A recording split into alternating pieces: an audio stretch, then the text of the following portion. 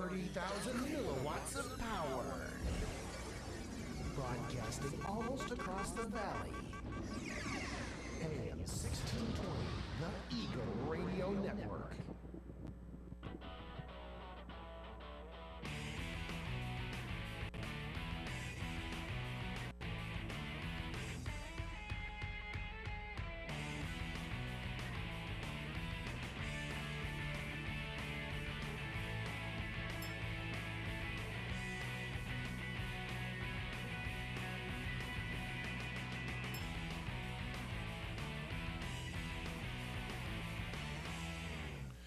Good morning and welcome to the Saturday Morning CEO Radio Show. Happy Saturday morning to you. If you're up early watching us on television or listening to us on the radio, then congratulations, you got yourself out of bed. Well, maybe, unless you're still laying there and you're listening to the radio. So just a reminder, you can listen to us if you're local here in the parking lot or a little beyond, then you're listening to us on AM 1620. Or if you're in Europe, hello Europe, you're listening to us on satellite radio, and we understand parts of Africa get us out there too. Or you can be watching us streaming live on YouTube. You can go to smradio.org/YouTube and watch our pretty mugs on the computer. Or if you live in Riverside County, California, turn on channel 45 on Verizon Fios, or if you have Time Warner Cable, turn on channel 0 or 126. All right, all that out of the way. Watch us, listen to us. We're glad to have you here. We have, I don't think we have any business or anything. I'll introduce Brian has been our co-host on the show before, and Brian Allred. And so we want to say good morning to you. How are you doing this morning, Brian? I'm doing well. How are you, Dennis? I'm doing great. You're looking good. Oh, well, thanks. You and my mother think so that's good. That's two of us then. Your mother actually called this morning and said she'd give me $20 to say that. So, all right. Yeah, that's almost a full vote over here. Anything new going on with you? No, just happy to be here early on a Saturday after a really crazy busy week. But so I'm glad to be up and early and. Good deal. Good deal. Well, I think everybody I know has had a crazy week. So this is your kickstart to kind of get things going again. Pick up some ideas that'll help you with your business, or that'll help you with organizing your life a little bit better. We have, as usual, on the Saturday Morning CEO Radio Show, we help you with tips and ideas that'll help you with your business and with your life. And as always, we have a great guest on this morning. And we have a guest who is a local business owner. Sonia Perez runs the Eating Off the Vine. Eatingoffthevine.com is the website, and it is a local business in Temecula, California. And she has chosen to focus on all the things that are local and helping us to appreciate those things. So she puts on events where people come and they eat local food, listen to local music, watch or look at local artists' work, and meet more local people. Isn't that right? How you doing this morning, Sonia? I'm doing great, thank you. Did I mess anything up? Well, local artisans, local growers, and local venues, along with the local artists. Yes. So tell us how you got started with doing this. What got you excited about doing this? Well, what happened is my daughters are national competitive athletes, and my daughter was training at a gymnastics center in Temecula, and I started driving out every day from the Pasadena area, and we ended up by default moving into Temecula. And I have never lived in a town where everything was local. We had local artisans making olive oil and gluten-free bread and jams from the locally grown figs, and of course the wines of all the artisans producing some beautiful wine bottles. And it just came to mind that, this is a wonderful town, and I would love to do a farm-to-table event where I infuse the flavors of our local artisans and our local growers, go to farmers market and put a menu together, because I really enjoy ambiance, good food, and good music. Good deal. Yes, yeah. Well, let's give a shout out. What's your daughter's name? My daughter's Amanda Perez, and Amanda. All right, so Amanda helped you move to this smaller town. Where did you move from? Arcadia, California. All right, so big difference. Really big difference.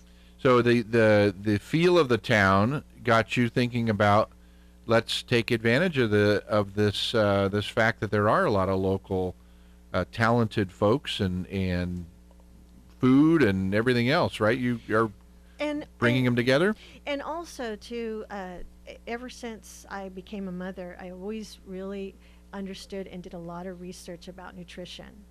From breastfeeding to making their own food and not buying bottled food or bottled formula. And I always was very conscious of just even steaming carrots and organic. I always did organic as possible.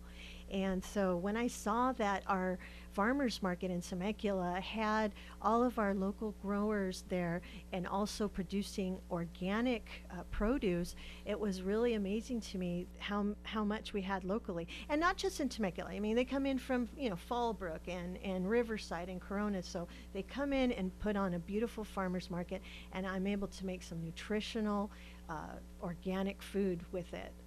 That's I've noticed a change. My wife and I just moved here about 25 years ago, and we've noticed that there used to not be a farmers market in Temecula or Menifee or anywhere. When we first moved here, I think we had to go to Riverside to go to a farmers market. So have you noticed a trend in a focus on eating local and stuff, even not just Temecula, but over in other places too? I have. In fact, my daughters, both when they left for college, I would go and visit them. And my oldest daughter, who graduated from Long Beach State, they had a farmer's market out there in town. And my daughter at Sacramento State, they had farmers markets. And I always enjoyed going in to see. And they're packed. People are coming in, and they're very conscious about what they're putting on their table because of a lot of health issues that are coming from a lot of the processed food that is being eaten, the diabetes and cancer. There's a lot of relation to the processed food. You were saying we have viewers from Europe. Here to be organic is a lifestyle, but in Europe, that is just the way they eat. Where you go, they don't have genetically modified. They do not allow that type of growing to happen out there. So when you go, you are eating from the fresh cheese maker, the fresh meat maker, the producer, the fresh fruit and vegetables. It's all there. You don't have aisles and aisles of boxed items and frozen food. It's not like that. Well, there's a lot of things that are different in other countries. In fact, a friend of mine owns a chemical company, and one of the chemicals that he makes is a cleaner that cleans stuff like sneakers, canvas type shoes. Mm-hmm. And he hardly sells any in the United States here because we're a throwaway nation. We buy the cheapest shoes and throw them away. But in Europe, he sells it like water. It's just used up because people buy a pair of shoes that'll last them many, many years, and they keep them clean. They keep them maintained. Well, that's true because they're made with full leather and not pleather. And so when we when we were out in Spain and in Italy, we really stocked up on a lot of shoes and purses that were either handmade or If you go into the Isle of Capri in Italy, there are shoemakers in their shops making the shoes right then and there for you. Wow, that's incredible. Yeah, big difference. So you've traveled quite a bit? Yes. So tell us what you've noticed that was different as far as that whole local idea. You've kind of touched on it a little bit, but okay. Well, I can tell you, even as a youth, if I traveled to Acapulco and we would take a little boat out in a canoe and end up in the lagoon area, and there's people that are actually living and thriving off of the island there, and we'd get into a hammock. They would fish out the fresh shrimp there. Get their locally, their little farm there of grown tomatoes and onions and chilies, and they just put together a fabulous shrimp dish. and from the agave plant make tequila, and right then and there you'd have shots of mezcal. You go to Cancun, it's the same thing. They're growers coming in, and I'm going to a market and I'm meeting that farmer, and he's talking about what's growing, what's seasonal. In Italy and Spain, the same thing. In fact, you'll get a little slap in the hand if you try to pull your own fruit and vegetables, because you go to where the eggplant is, excuse me, or the peaches, and they are the ones that are picking them and bagging them for you. Wow. Yeah, that's good. So Sonia, when you're starting your business, what was one of the first challenges that you met, and how did you overcome that challenge? Well, because I'm really promoting our local artisans, local venues, and local growers, one of the challenges I had is they didn't understand why I wanted to basically help them or promote them. They didn't understand. They wanted to know what the catch was. So really it was just having people come alongside to put a venue together, and knowing that it was just good business, because that's how you sustain your community, is everyone doing business with each other. Sure, I love buying international things that maybe we don't have here, but why not keep your community healthy and thriving by doing business with each other?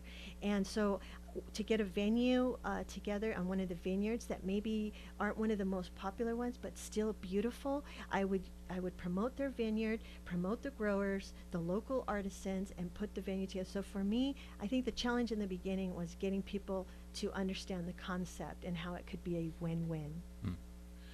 We've got those of you that are watching us right now, I'm going to put up a little picture of one of the venues that's on our website. Everybody's sitting at some really nice tables. This isn't just throwing some picnic tables together. It looks really, really nice over here. So they've got all the tablecloths down, and if I remember right, as I was reading your website before, you had some local musicians. And can you tell us a little bit about some of these events maybe that we've seen pictures of here on your website? Sure. I try to match up the artist with the theme and the menu, and this particular one we did an outdoor farm to table event and had a jazz artist come out, Jason Weber. He played all the horns, and it was just gorgeous. The next venue we'll probably be doing a Spanish theme, and we'll be getting flamenco guitarists, Spanish guitarists to play Spanish music, but they're all local, within the San Diego, Fallbrook, it's like the 100-mile menu is what it is, from the artist to your locally grown food and your local artisans. Yeah, it's unnatural, I think, to get oranges from Florida when you grow them right here in California. I mean, doesn't that sound weird? It is. It's a concept that I don't understand. So, and everybody knows the difference between a tomato that comes and is driven in, from days of a truck ride, to a tomato that's grown in your backyard. It's so much more juicier and tasty and flavorful. My mouth waters when I just think about it. Yeah, the sad part of that is that you just said everybody knows the difference. But I would venture to say that many of our listeners may not know that difference.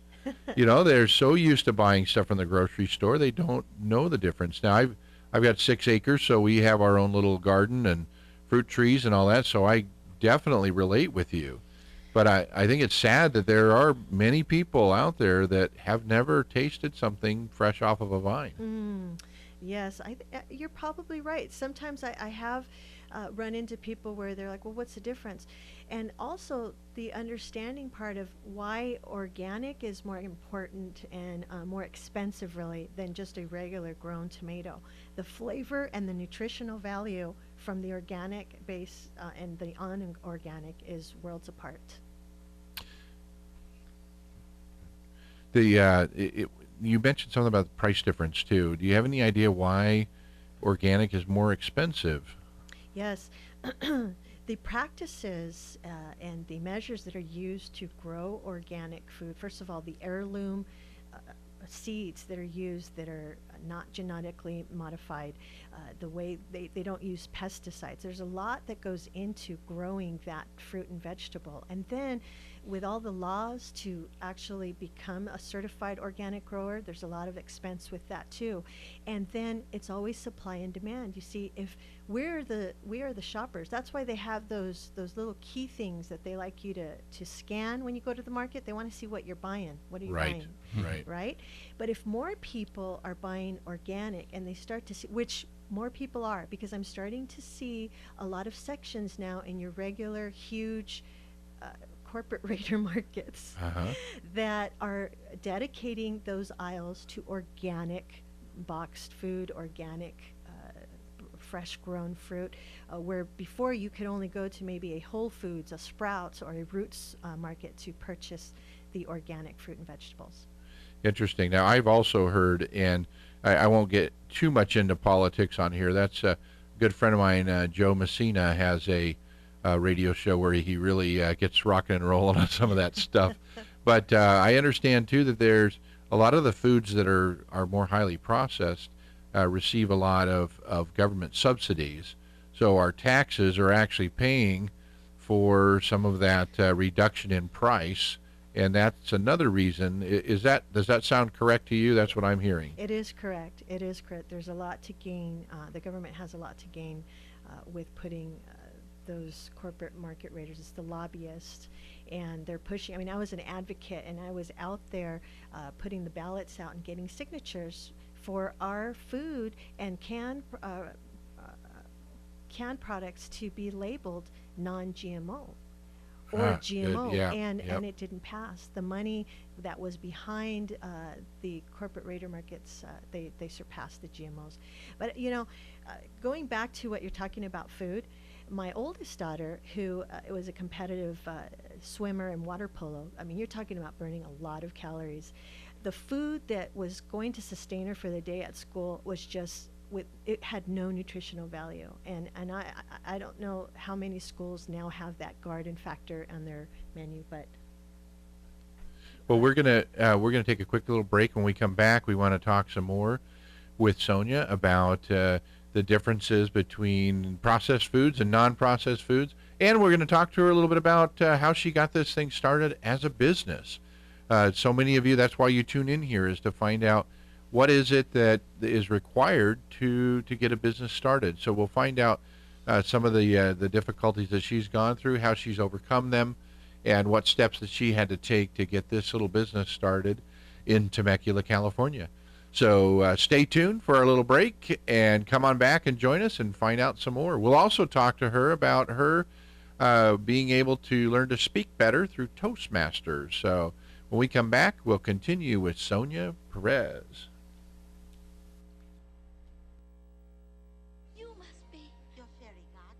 Cinderella's dream comes true because the glass slipper fits.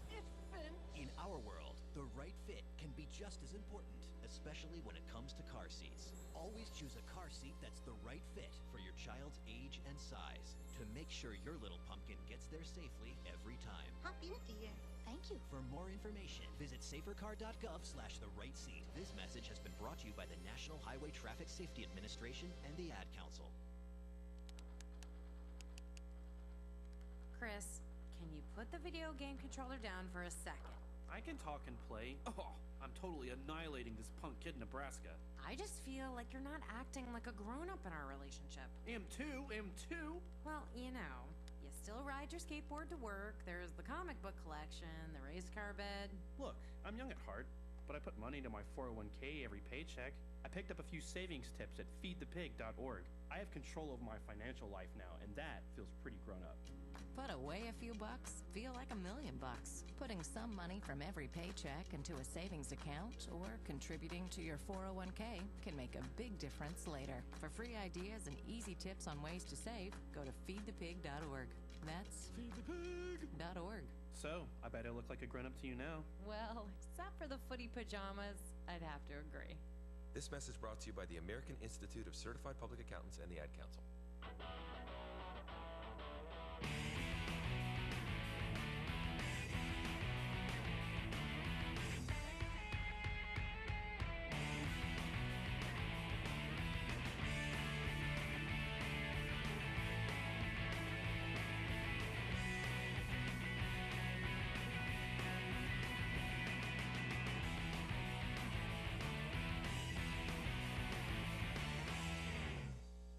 Good morning and welcome back to the Saturday Morning CEO Radio Show. We are so glad to have you on here with our guest is Sonia Perez, and she's a local business owner here in Temecula, and my co-host is Brian Allred. Brian, how you doing, buddy? Doing well. Good.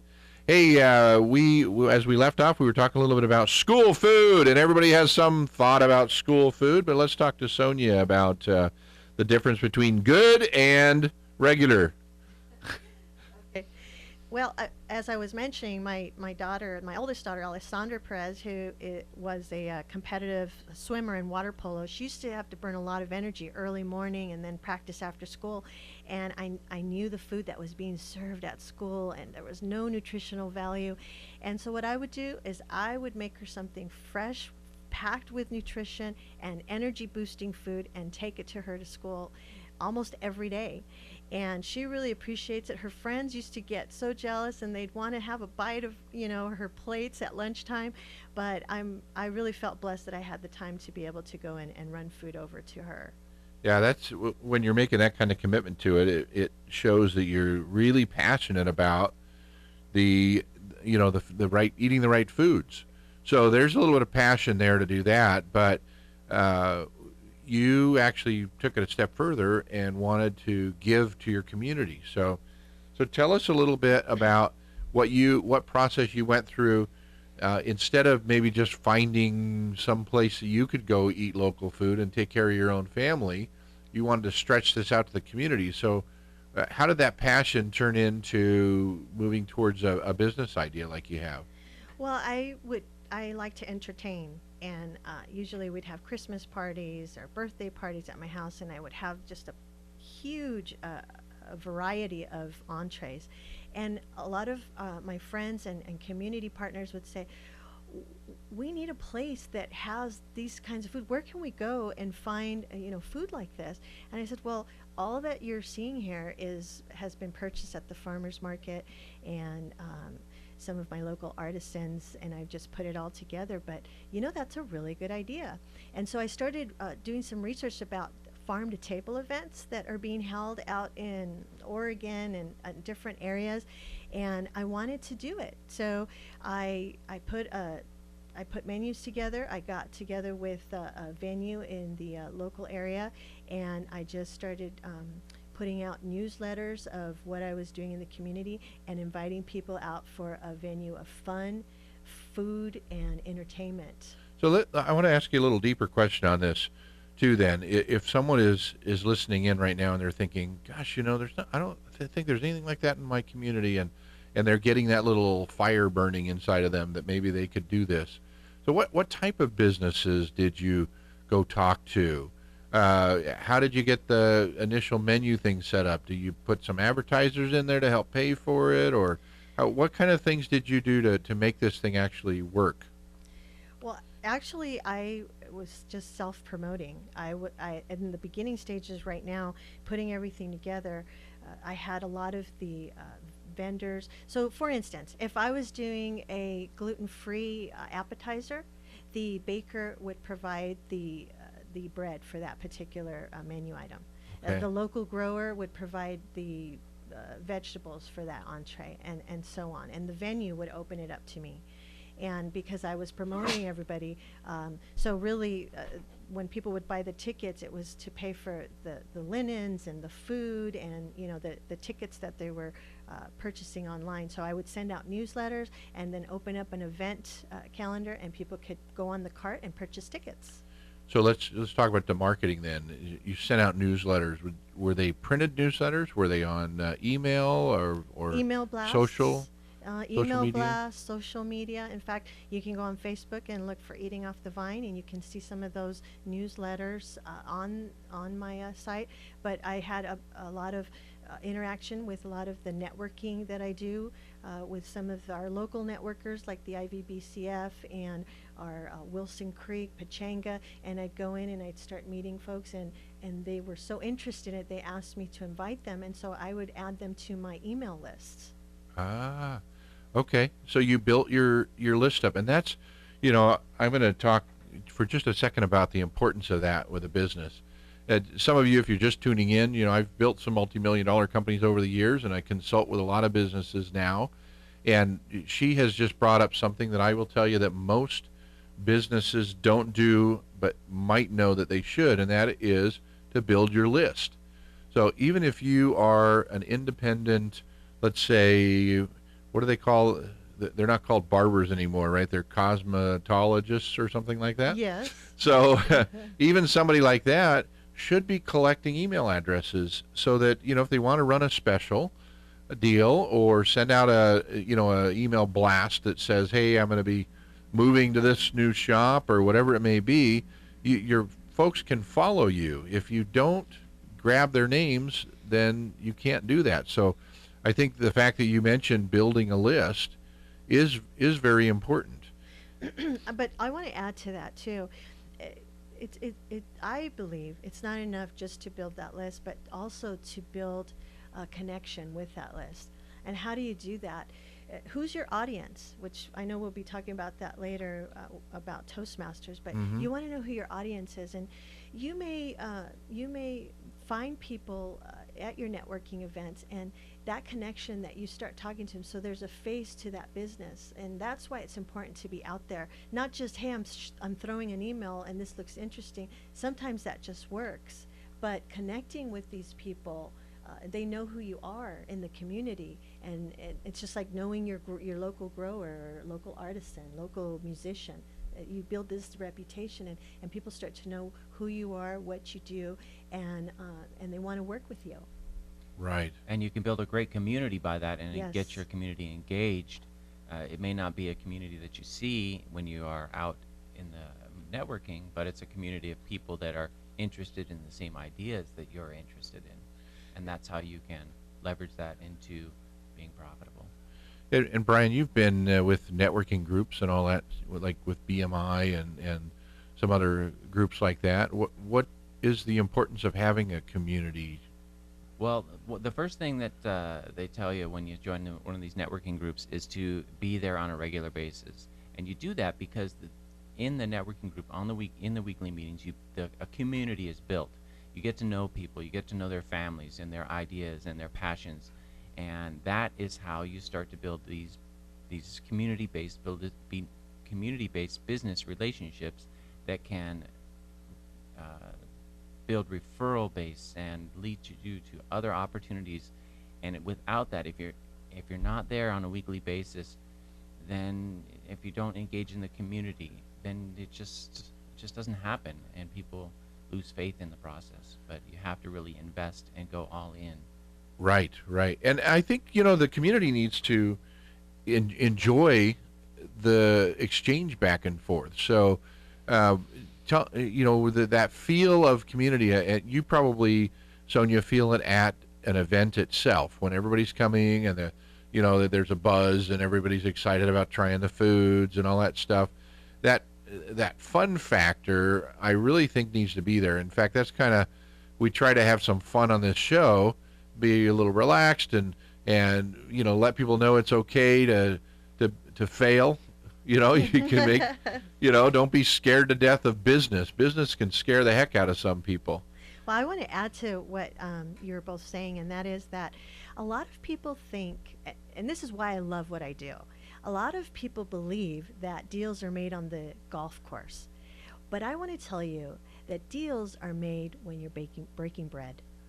When Right. you're sitting down together and breaking bread. I mean, it's just, you're enjoying the food, the conversation, the music, the ambiance. It's just all together. And people are connecting at that time. There's something that happens when you come together with food. There's no mulligans at the dinner table. You don't have to say that guy's a cheater. That's a good point. It does help you to get to know people when you're doing that, and quite a few of the networking events are centered around food, whether breakfast or lunch, and so it's a good idea to do that. And you just have to be an active participant and be happy and welcoming people. And I think it's hard sometimes, but yeah. Yeah, no, the food makes it a definitely something that it's a draw, and it gives you something else to do while you're actually doing what you want to do, which is network with people. So, Sonia, tell us about maybe some, it's probably all been easy and everybody's just jumped right up and volunteered to help you with everything. But just in case maybe you had any challenges, could you name some of those and explain to us how you overcame them? Because that's probably everybody's biggest fear of starting a business is, oh, no, but what if somebody says no? Right, rejection.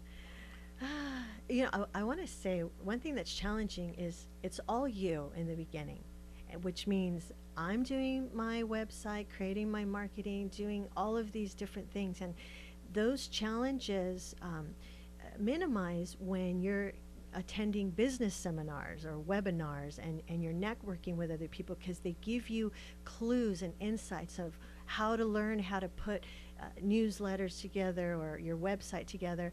And being that I think I'm blessed in the part that I'm creative, so colors and the way things should look is so important to me that it took me I'm going to say a good 6 months to put together the website and my venues and everything. And it's still a work in progress, so the challenge is that it's all you.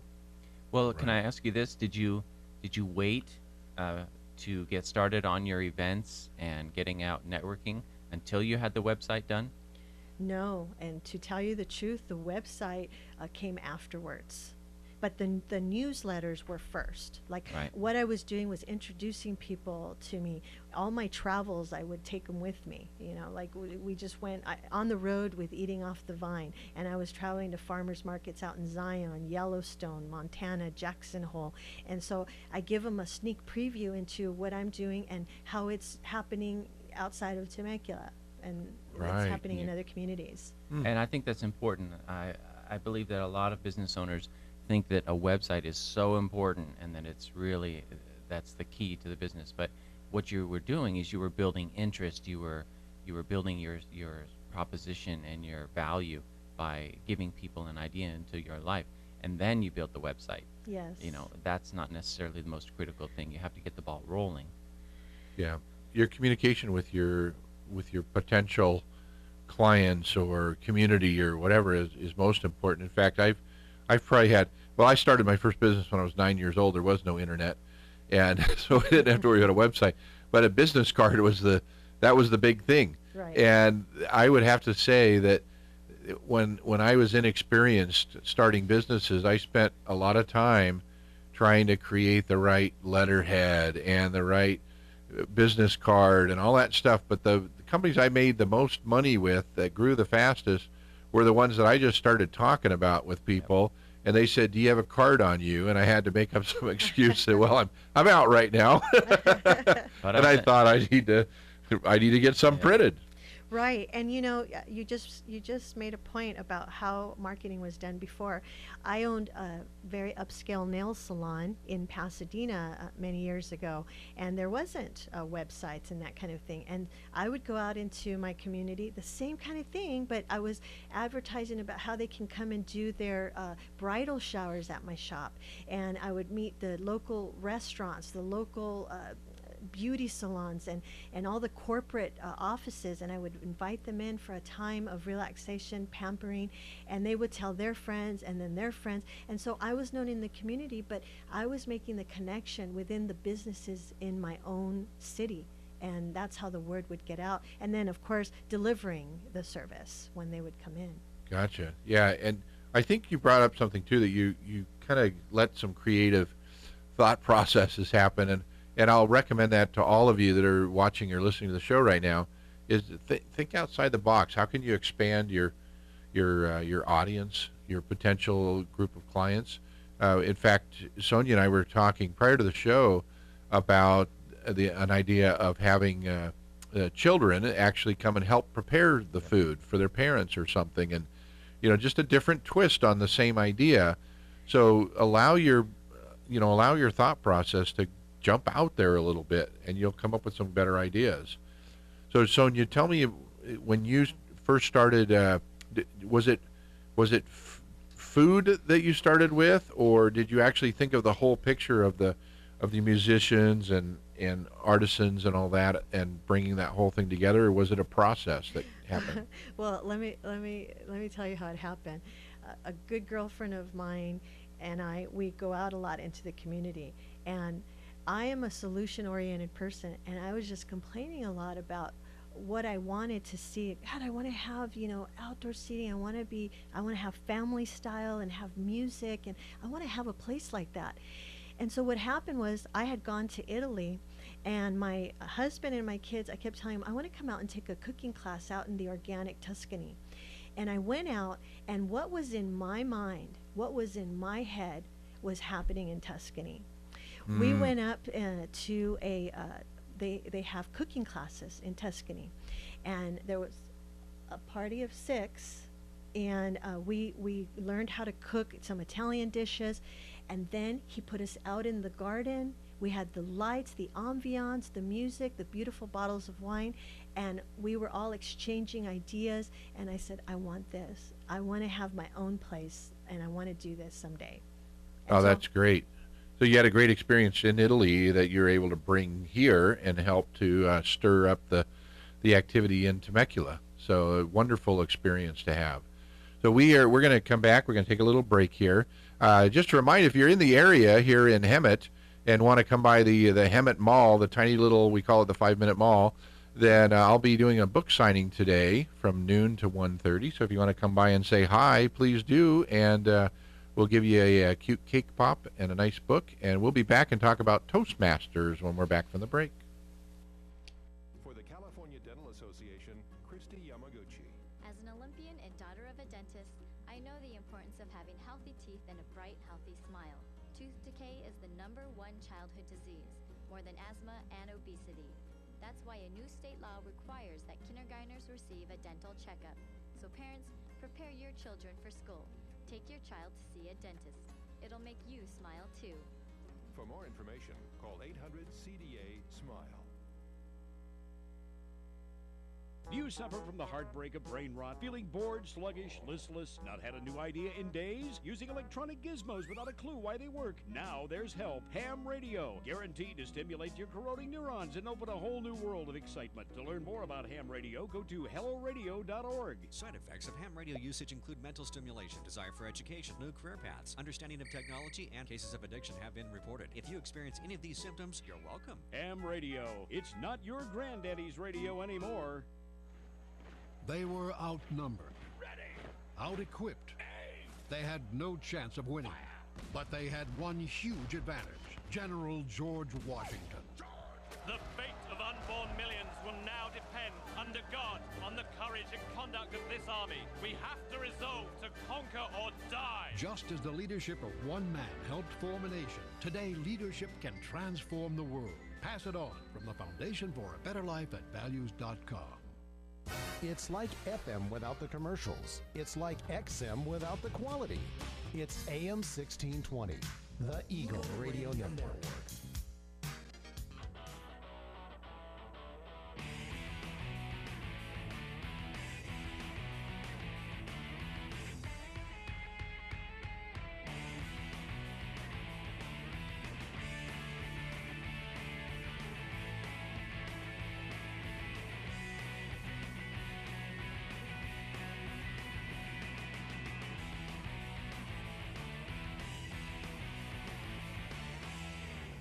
Welcome back to the Saturday Morning CEO Radio Show. We are glad to have you here on AM 1620, on satellite in Europe and around the world, and live on YouTube and Channel 45, Verizon, Fios, and you know where else. Time Warner Cable, sorry, I didn't mean to leave you out, 0 and 126.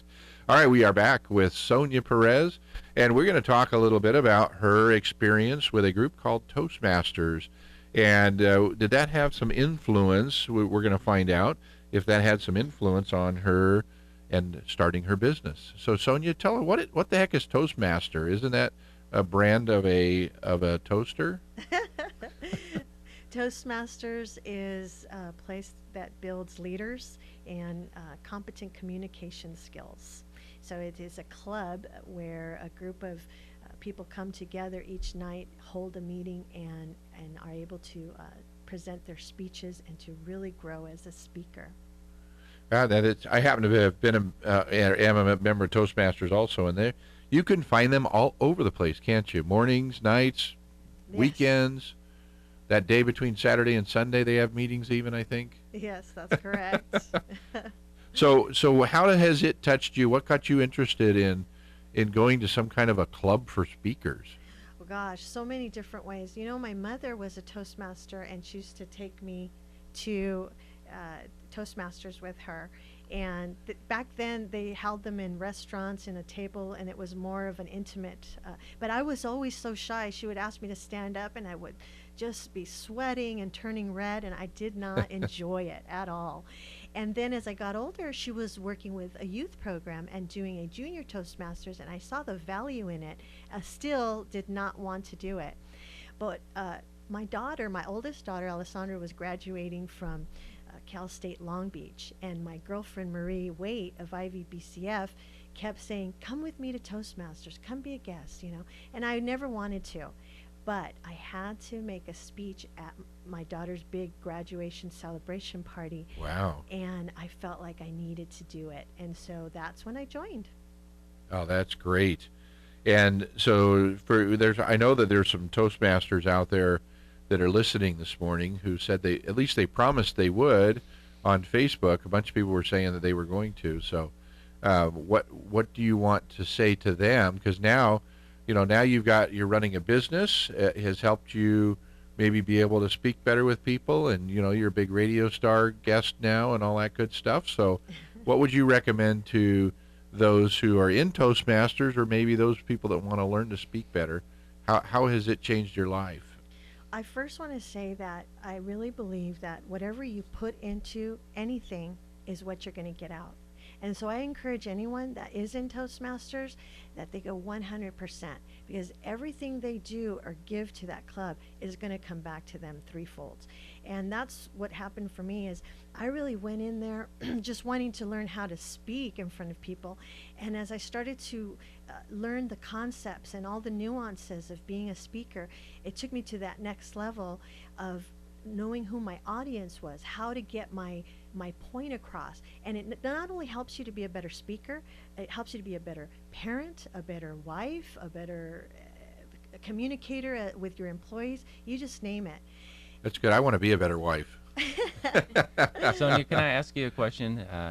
A lot of people fear public speaking because of that the audience might be judging them or something like that. Can I ask you, when you were giving your speeches at Toastmasters, did you ever feel that someone was negatively judging you?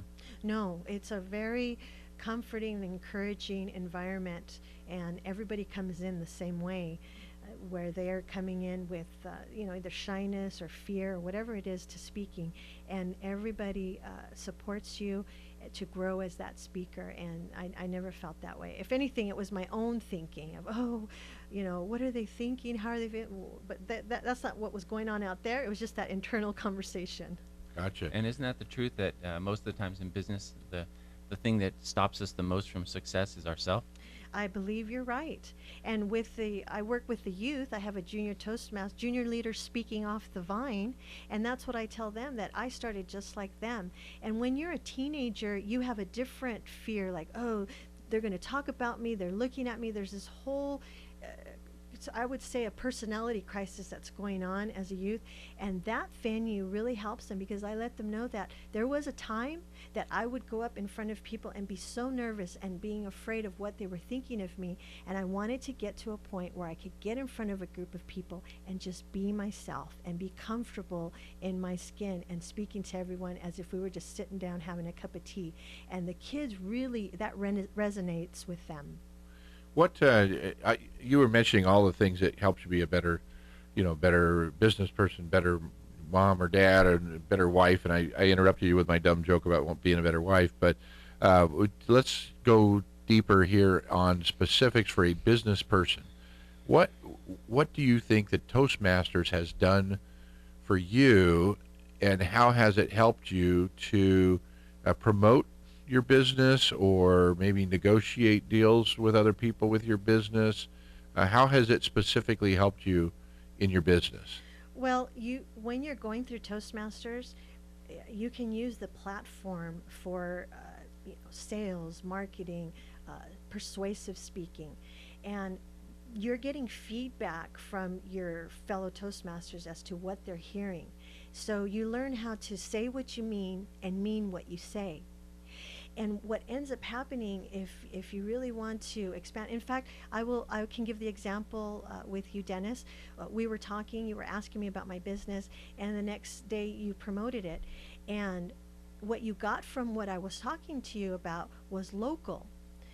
But I didn't include how important organic was. And so that taught me that with my communication with you is I didn't emphasize enough how strongly I felt about organic as well. And so you're always looking and reinventing or you're a work in progress, and you're learning how to communicate with your business partners, closing that deal. Right, there's part of that is learning, and I don't know that Toastmasters touches exactly on this, but you definitely learn how to present your stuff. There's something called an elevator speech. And, it's telling people a little bit about yourself or your business in a very short period of time.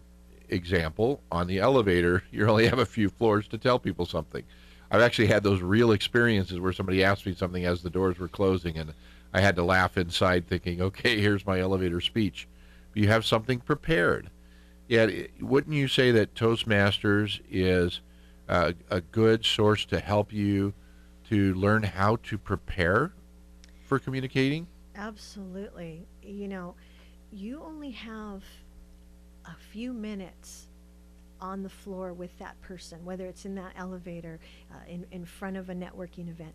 And if you're not able to get those words together to engage that person in your conversation, you lose them and they're off. But if you can catch them and you learn how to do that, how to get my message across so you can hear what I'm saying, that becomes an engagement and a relationship and future business. Yeah, that communication is a big part of it. So I want to go back. I know we've kind of gone to Toastmasters here, but one thing that we hadn't really covered is the benefits of eating local and organic foods, as far as the nutritional value and all that other stuff. So, I mean, can you tell us a little bit about why, or is it better? Is it about the same to eat GMO food or something local? Well, I will tell you, I am the author now of a book I'm writing called The 80-20 Rule. And there's so much to say about the importance of local, seasonal, and non-GMO fruits and vegetables. First of all, the nutrients that you get from juicing is so huge. But if you're juicing a vegetable or fruit that's with pesticides and it's a genetically modified, you're not getting the benefits that you're going to get from that organic fruit or vegetable that you're juicing through your juicer.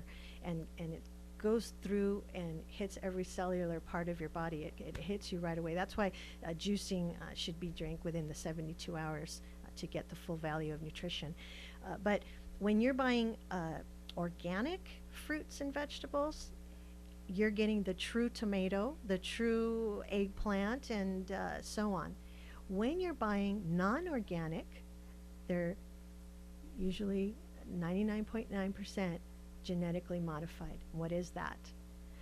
Those are seeds that have been modified in a lab, and instead of spraying that pesticide out in the fields because they've become immune to it, they started putting that pesticide in the seed and then growing that vegetable. So now that carrot or that tomato is genetically modified, and science is proving that is actually changing our DNA. And I don't profess to know all of that, but I've been reading about how that is changing our human DNA. Wow, that's I think that's some big news there. The whole thought of juicing with a little bit of pesticide in there just made me stop. Just loses that carrot just loses its appeal, right? It does, yeah. I mean I just had a visual when you said that, and just spray a little Raid or something right in there and drink it down. Right, and so for some of my classes that I'll be doing, because what I love about all this really, and that's what I came to learn in Toastmasters and as a business owner, is what part is it that I really enjoy and am passionate about the most, and that is education. on every level. The health benefits, the nutritional benefits, how to shop, how to prepare your food, and how to keep your family healthy. And those are some of the classes of cooking and so forth that I'll be doing, because I know a lot of new moms, they're busy, they're tired. And how can we make that process and streamline it so it's easy and ready, available to put nutrients into the babies and our families. That's great, because people do need to figure out how to do it at home.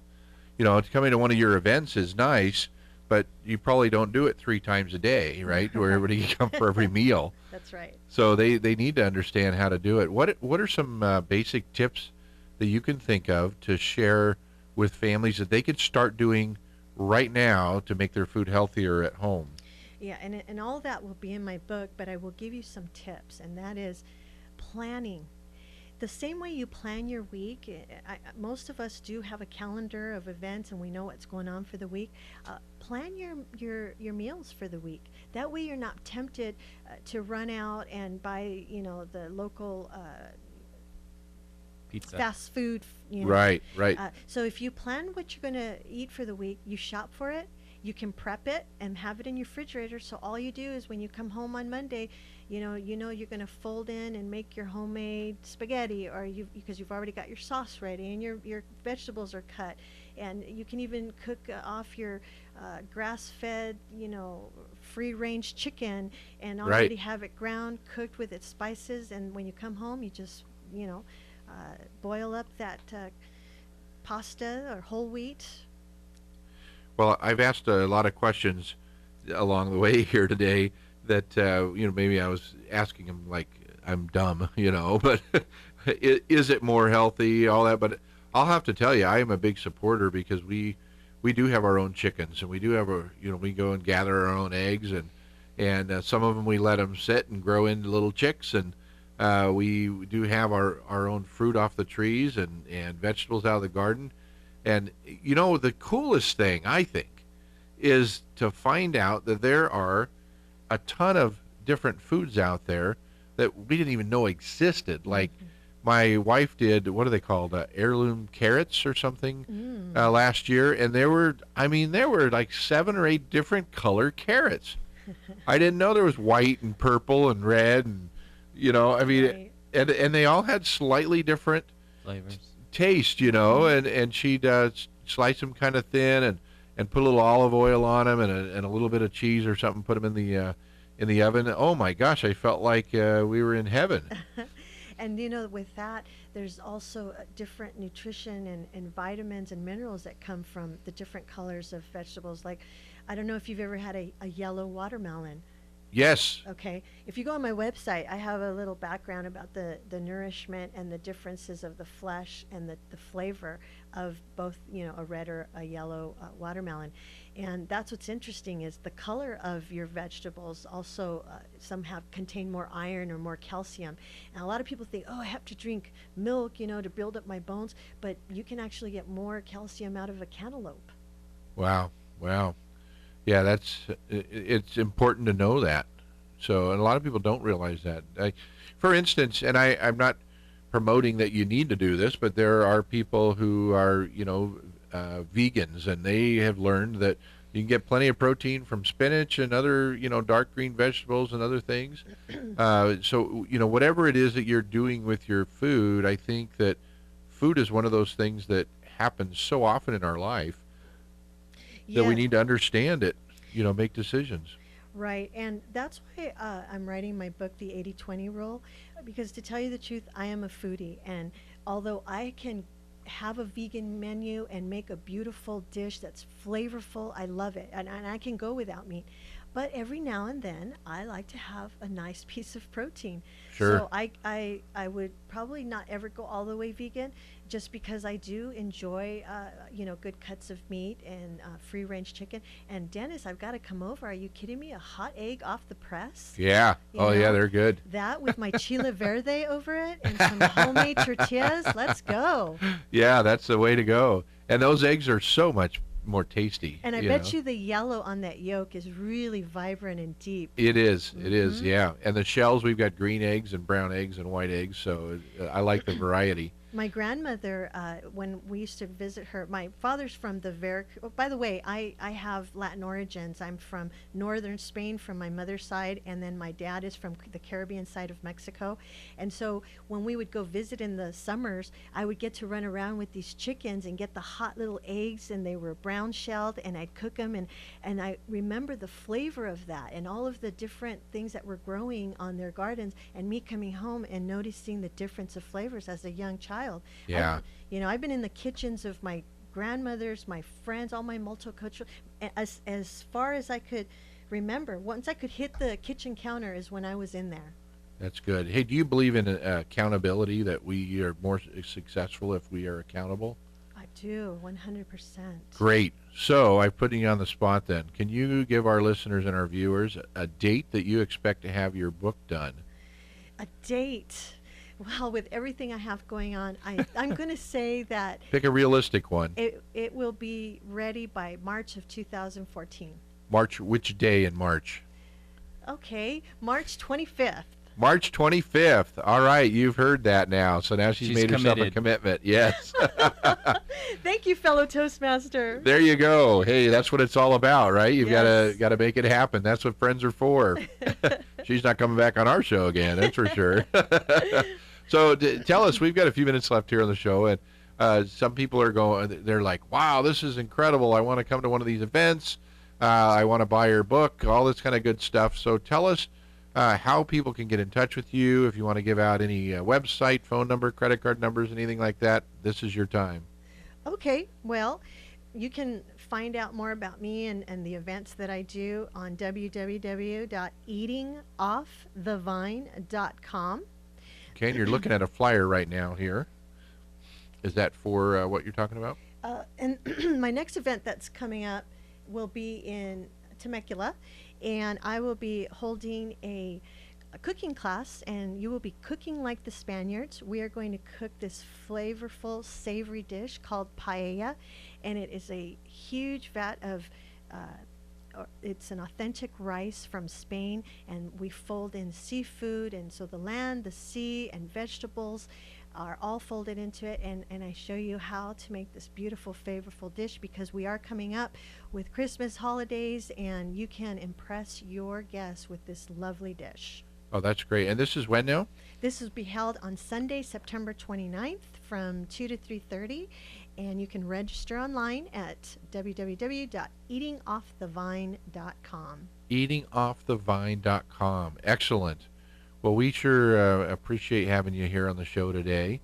And if you can just think of one other gold nugget of information for anybody that's trying to start a business, that especially one that involves their community, if you can give us an idea of what you think what should they do first? Pen to paper. Whatever's in your head, begin to write about it, bullet point it, and there's something magical that happens, because once you start writing it down on paper, those people, those doors, they start to approach or open for you, because it's in your mind, it's on paper, and you're actively looking for those connections and that business to realize. So begin to write down, what is it that you want to do? Where are your talents? What is it that you're passionate about? A lot of times people chase after money, but if you chase after what you love doing, money will come after that. I love that. Well, I sure appreciate that bit of advice, is make sure to write things down. And we talked a lot about communication, the importance of getting to know the right people, building your own little community, your own network. And I think that's some of the most important things for any kind of business. So we very much appreciate having you on the show. We could probably talk for another couple hours. I think there were topics that we just didn't have time for. So we're ready to get out of here and let you live the rest of your life on this Saturday morning. We thank you for coming in. Brian, thanks for being on the show this morning. You're welcome. We appreciate having you always. Thank you for having me on, Dennis, and I just enjoyed being here this hour. That's great. Well, you're doing a great job, and I think Toastmasters has helped you. Now all these other Toastmasters like, man, Sonia was on the radio. That's really cool. So, and she's running her own business. Maybe I can do that too. So that's what we want you to think of, all of you out there in what radio land and TV land, is realize that you can do it too.